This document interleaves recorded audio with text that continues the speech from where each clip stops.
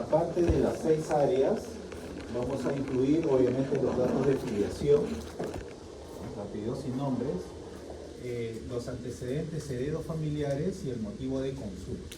¿Ya? En apellidos y nombres, después de apellidos y nombres, vamos a poner la filiación. Todos los datos de filiación que conozcamos.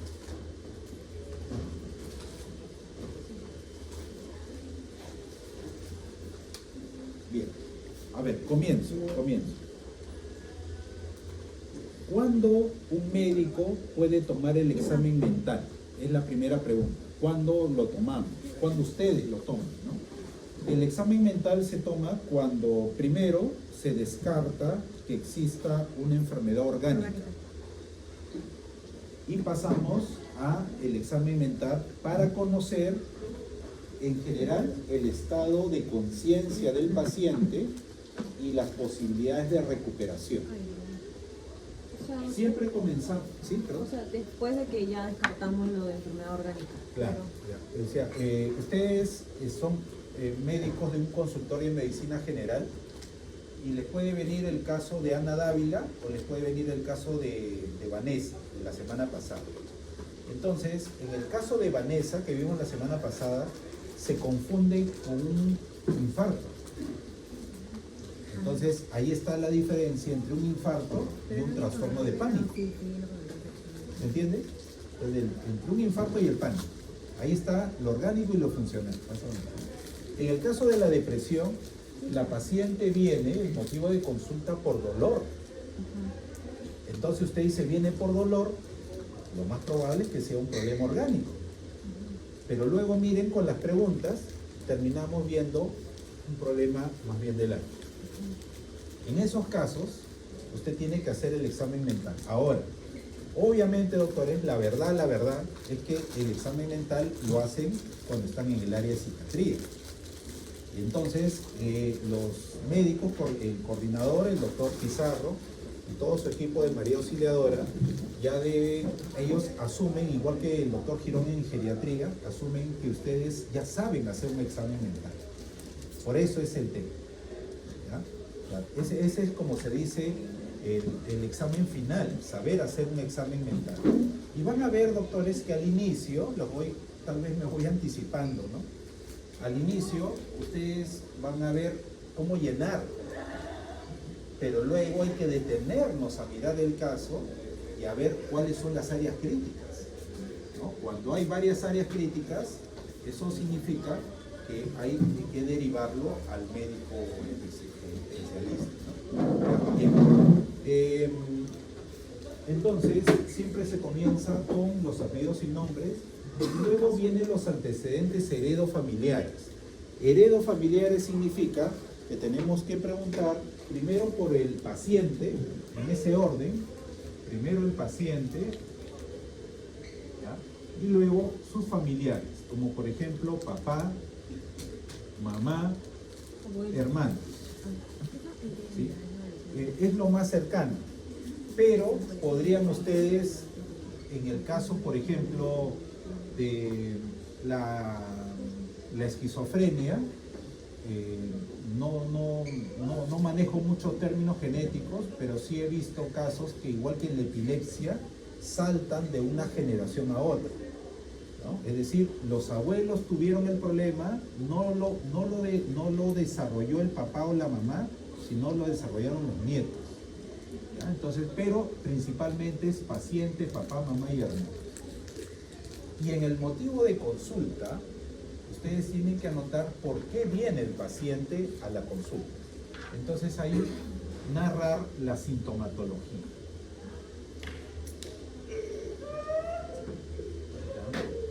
Esa sintomatología que vamos a encontrar en el motivo de consulta no siempre coincide con el área fisiológica. En el área fisiológica tenemos que colocar si hay la presencia de dolor, si hay la presencia de trastornos del sueño y del apetito.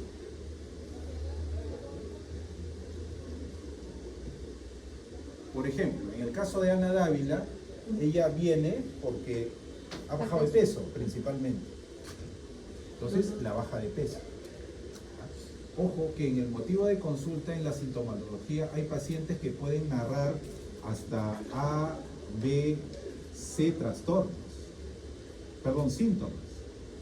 Ya el médico, en el caso del psicólogo, tiene que valorar cuál de ellos apareció primero, cuál de ellos es el motivo real de consulta, ¿ya? Y en el área fisiológica son todos aquellos síntomas que son diferentes, que generalmente están orientados a estas tres grandes áreas. En el caso de Ana Dávila viene por un problema de baja de peso, ¿sí? Y tendríamos que preguntarle por el apetito. Si vemos que el apetito ha disminuido, la baja de peso tendría una relación, pero hay que ver también qué otras cosas hay alrededor. Recuerden que el área relacional, otra cosa, que el examen mental se hace en función a los síntomas, al síntoma principal. Al síntoma principal. ¿Y de dónde se extrae el síntoma principal? De uno de estos tres. Imaginemos que sea B. Del síntoma principal comenzamos nosotros a hacer las siguientes preguntas, ¿no? Acá está. Lo que estoy queriendo decir con esta flecha es que todo el contenido que vamos a anotar está en relación al síntoma principal que trae el paciente. Por ejemplo, en el área emocional tenemos que ver la presencia de Mati y también la presencia del ánimo, ¿no? Fisiológicamente, Mati es de alta intensidad y corta duración, mientras que el ánimo es de baja intensidad y larga duración. En el caso del área cognitiva, siempre pensando en el síntoma principal, ¿no? ¿Qué piensa el paciente? ¿Qué piensa el paciente sobre el síntoma? Allí, ¿qué piensa el paciente? ¿Qué sabe? Piensa, ¿qué sabe el paciente sobre el síntoma principal? Van a haber tres párrafos. En el primer párrafo es el estado de conciencia. Por ejemplo, podrían ustedes recibir a una persona estuporosa, es decir, una persona que está casi somnolienta.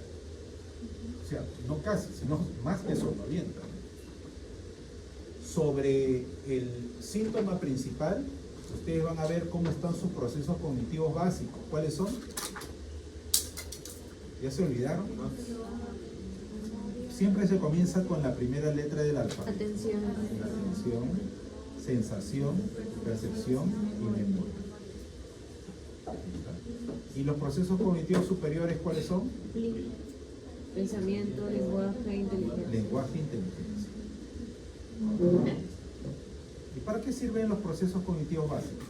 Para procesar. Mira, si termina con la memoria, ¿para qué servirá? Para procesar información.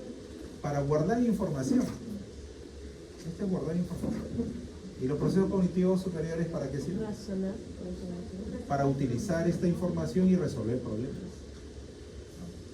Cuando hay delirio, ¿qué es el delirio? Alteración del pensamiento. Es una alteración del pensamiento. ¿En qué consiste?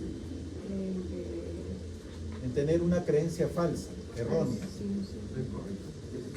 Si hay presencia de alucinaciones, esto es también un problema del pensamiento, ¿verdad? No, doctor, de la percepción.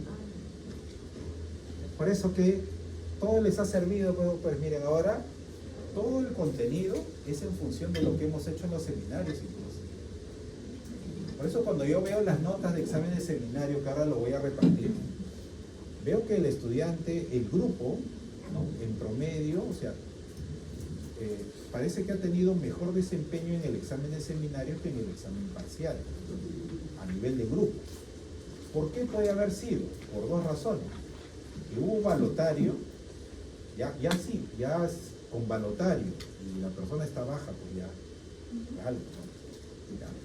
También, como siempre he visto una correlación entre las personas que vienen temprano y se quedan a todos los seminarios respecto de las personas que por alguna razón se tuvieron que ir o entraron tarde.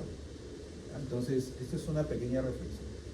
En el área conductual, siempre pensando en el síntoma principal, se le pregunta qué hace el paciente cuando tiene el síntoma. Cuando tiene el síntoma, ¿qué es lo que hace? ¿No? Por ejemplo, se automedica, reza, se baña, llora, eso lo tenemos que ver. En el área relacional es a quién acude, a quién pide ayuda cuando tiene el síntoma que hemos identificado. Y en el área contextual es en qué lugar o lugares aparecen los síntomas. Por ejemplo, ¿dónde aparecían los síntomas de la señora Ana Dávila? Cuando peleaba con Sí, ¿en qué lugar? su casa. En el trabajo, trabajaba, Sí, pero no nos dice, pero principalmente en la casa. ¿Y qué significa para ustedes cuando el síntoma aparece en un lugar específico? que ahí hay problemas. Tendríamos que descubrir qué pasa en ese lugar. Y si es en la casa, en el trabajo y en la calle, Ella tiene problemas. no, claro, el problema lo tiene, pero ¿qué significa que esté irradiado, como ustedes llaman?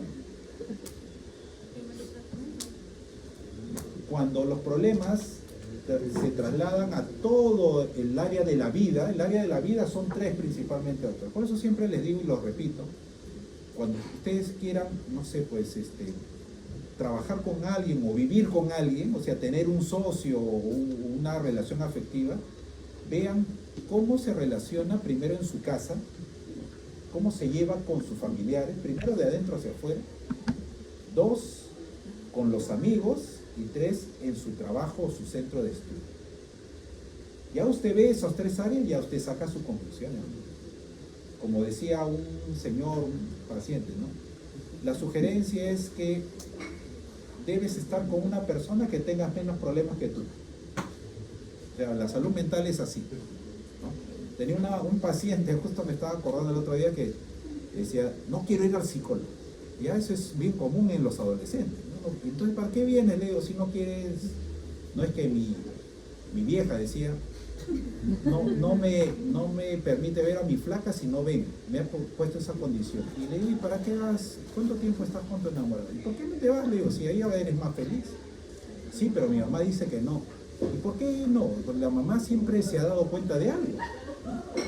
No, es que la verdad es que a veces ella me recibe y otras veces no me quiere ver. Ah, ya, entonces algo está sucediendo. ¿Y por qué la ves? Porque yo tengo que ayudarle. ¿Y por qué tienes que ayudarle? Porque su psicólogo le ha dicho que tiene un problema existencial. Yo tengo que... ¿Cómo? Problema existencial. Revisé el DSM-5 otra vez, dije, de repente me he equivocado, ¿no?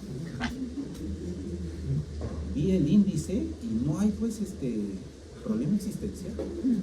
Con lo cual, doctores, es importante que todo lo que está en las guías es lo que vale, en otras palabras. ¿Ya? El que un día quiera verlo y otro día no les parece algo extraño. Es un problema del ánimo. Entonces, la señora, la mamá, algo ha visto. Entonces, lo más probable es que sea un síndrome depresivo y no, pues, doctores, comenzar a darle nombres filosóficos, ¿no? Las guías nos sirven para algo, ¿ya? Bien, ¿alguna pregunta sobre el examen mental? Listo, vamos a ver el caso clínico. Todos, por favor, descargan el caso clínico y tienen su DSM-5 abierto. Bien, 10 minutos para que lean. Ya, vamos a hacer con tiempo, los voy a así más o menos tipo laboratorio, 10 minutos para cada tarea. 10 minutos, ya. El trabajo, doctores, ahora sí les recomiendo.